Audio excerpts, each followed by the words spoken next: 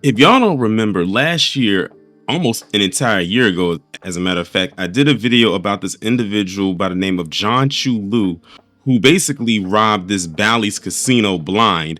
Well, not so much blind, but they did rob him of $219,000 or somewhere in that range. And yeah, like I always say, like when I put it in the thumbnail, that the house always wins unless you cheat. And this guy was going around and he took a lot of their money playing baccarat.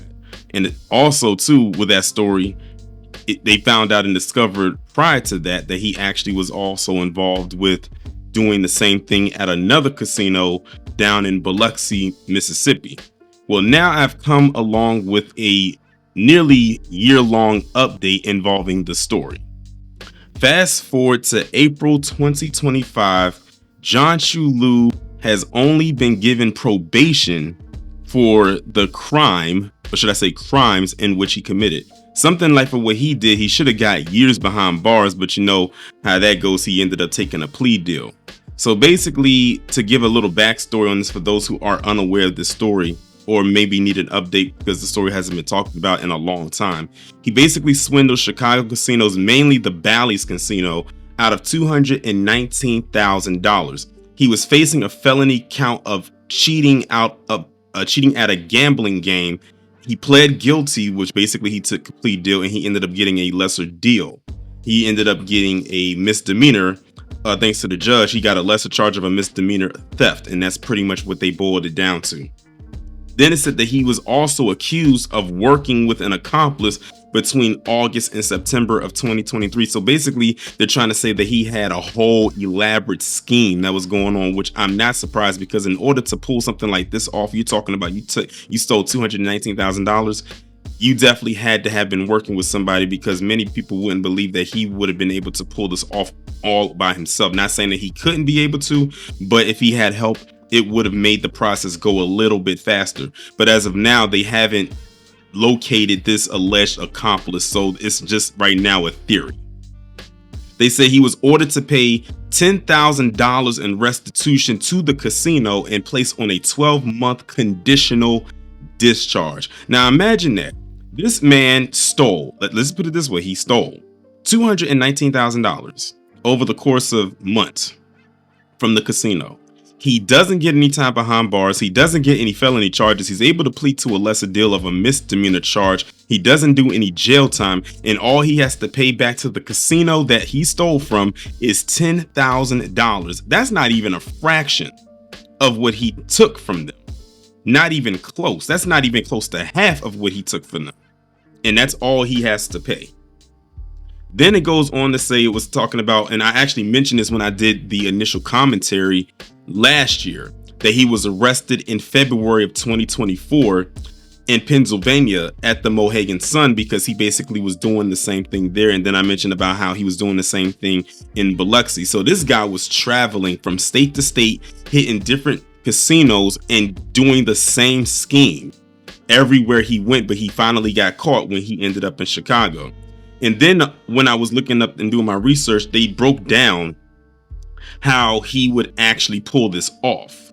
They said what he would do is that he would launch this app on his phone at a baccarat table, and then he would darken the screen so the security would not be able to see what he was doing, because you know if the screen is light, then the suspicions will raise. But if it's a dark screen, then of course they'll think that their phone is just idle. You know, a black screen means it's not in use. Then they said, according to casino.org, they said that he would place the phone under a stack of scorecards. Now, let me be honest with you. I don't know how baccarat works, but apparently there are scorecards. Let me ask the people in the chat who are familiar with that, how baccarat works. Are there scorecards? Apparently, according to what I looked up, there is. And it says that the baccarat players will use to keep track of their games. Then they said when the dealer offered Jianchu Liu the chance to cut the cards, that's when he would manipulate the deck, capture an image of the card values, most likely on his phone, and then find out what the sequences were. Basically, he would know what the dealer was going to do before the dealer did it. So it's almost like he was pretending like he was psychic, and that way he'll know what cards to play and which ones not to do, ensuring that he was going to have a winning hand almost every single time. But the thing is, if you're going to ensure you have a winning hand every single time, then it's going to raise red flags. The least that he could have did, and I don't know if he did it or not, but if he did ensure that he was going to have a winning hand every time, that would have raised flags for me, because there's no way you're going to sit here and tell me that you beat the dealer, you beat the house every hand. Like, you could have at least maybe pretended to lose, like, lose a hand or two to make it look like, it wasn't anything suspicious. Like, no alarms and no bells would be raised in that aspect. Then it went on to say that he would have a verbal exchange on how the deck should be handled. Now it's like he's trying to create a confrontation, with the dealer.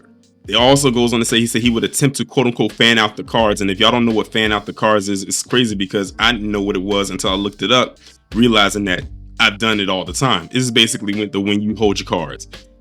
For my spades players out there, when you hold your cards in a fan-like formation, that's what they mean when they say fanning out the cards, because it does literally look like a fan. Then they said that he would send out the images of the cards that he took a picture of to the alleged accomplice, and then that's when the accomplice would then get back to him, so he'll know what hand to play.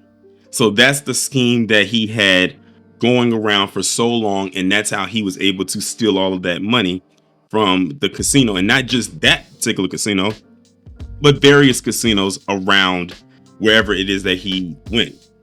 It's also stated that apparently that Jianchu Liu also had a hidden earpiece that he had in his ear where someone was communicating with him. So, like, again, this dude had a straight up and down elaborate scheme that was working for him until it wasn't. And the way that he was identified and captured was because of his loyalty card. The card that they give you, at the casino. Like, certain cards have those like loyalty cards, like you can get like free play at a slot machine, or maybe they'll give you some type of deal, like maybe a hotel stay or a vacation or something like that. And that's how they were able to identify who he was, because of that loyalty card. And something tells me if that's how they had to identify him, 9 times out of 10, if he didn't have that loyalty card, he probably would have still been going on with the scheme. I mean, think about it. This guy already hit up Biloxi. He did it in PA, and then he did it in Chicago, and that's when he got caught. And that's how they was able to figure out that he was doing it at these other places, because they could say, oh, the paper trail ended here, but let's go back and see what else he hit, what other places that he targeted when he basically was doing what he's doing. And that's how he was able to figure out that Chicago wasn't his only spot that he decided that he was going to target, or at least one that he decided to roll up on. Then they also found out too that allegedly that he was a part of this cheating ring, which, I mean, at this point, it probably most likely isn't alleged. He most likely is, but they're basically saying that he's not the only person that's a part of this, and that there are other people that are involved as well. And they're not talking about the accomplice. They're just talking about the people like Jianchu Liu who are doing the same thing, which I would not be surprised. And let me just also add in there, Jianchu Liu actually just added into the stereotype when it comes to Asians and gambling. In case y'all didn't know, there's been this long-standing stereotype that Asians are some of the most gambling addicted people on the planet. And you know what? They're not lying, especially when you go to that baccarat table. And I think I actually told people about this in the video that I did about this when it first happened. If you go to any casino, look at that baccarat table. That baccarat table is filled with nothing, almost exclusively Asians. I'm talking about the players and the dealers. That's like their game right there. Like, rarely do you see anyone who's not Asian playing that game. Not saying no one else can play the game, but mainly just go. Like, for instance, don't take my word for it. Just the next time you go to a casino, look at that baccarat table and look what demographic is usually there. And then the last part that I was looking up, when it came to the story, is that they mentioned this individual by the name of Isaiah Garcia Martinez, who apparently did the same thing or something along the same lines of what Jianchu did, ironically in the same city, at the same casino, Bally's.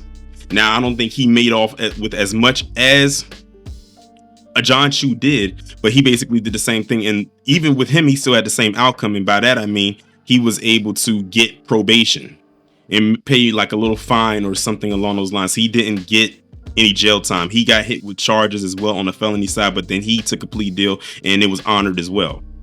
So there you have it. That's pretty much all it is as it pertains to the update as it comes to Jianchu Liu. Y'all let me know what y'all think down in the comments, and I'll talk to you in the next one.